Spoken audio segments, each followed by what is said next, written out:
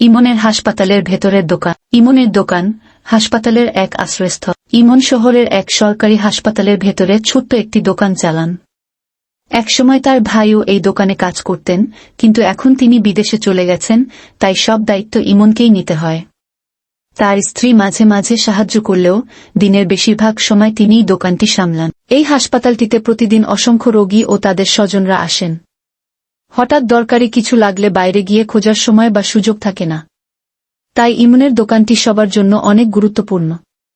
ওষুধ, খাবার, পানীয়, টিস্যু, সাবান, হ্যান্ড স্যানিটাইজার সবকিছুই এখানে পাওয়া যায়। একজন নার্সের বিপদে ইমন। একদিন সন্ধ্যার সময় হাসপাতালের এক নার্স দ্রুত এসে বললেন, ইমন ভাই, আইসিইউতে এক রোগীর অক্সিজেন মাস্ক পরিষ্কার করতে হবে, কিন্তু স্টোর রুমে নতুন মাস্ক নেই। আপনার কাছে কিছু আছে? ইমন দোকানের তাকের দিকে তাকিয়ে দেখলেন মাত্র একটিই মাস্ক আছে। তিনি বিনা দ্বিধায় সেটি নার্সকে দিয়ে দিলেন। নার্স কৃতজ্ঞতা জানিয়ে দ্রুত চলে গেলেন। পরদিন সকালে সেই নার্স হাসি মুখে এসে বললেন, ইমন ভাই, গতকাল আপনার দেয়া মাস্কটা অনেক কাজে লেগেছে। রোগী এখন অনেক ভালো আছেন। এক অসহায় রোগীর জন্য সাহায্য। একদিন এক গরিব লোক দোকানে এসে বললেন, ভাই, আমার মেয়েটা হাসপাতালের বেডে কাঁপছে, কিন্তু আমার কাছে কম্বল কেনার টাকা নেই।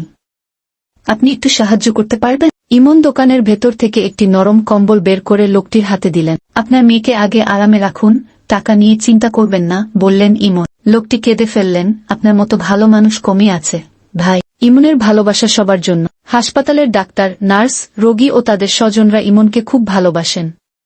তিনি শুধু ব্যবসায়ী নন, বরং একজন সহানুভূতিশীল মানুষ।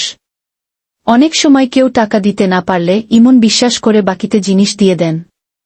তার দোকান শুধু কেনাকাটার জায়গা নয়, বরং এটি একটি ভরসার স্থান, যেখানে সাহায্যের হাত সবসময় বাড়ানো থাকে। উপসংহার: ইমনের এই দোকান হাসপাতালের হৃদয় হয়ে উঠেছে।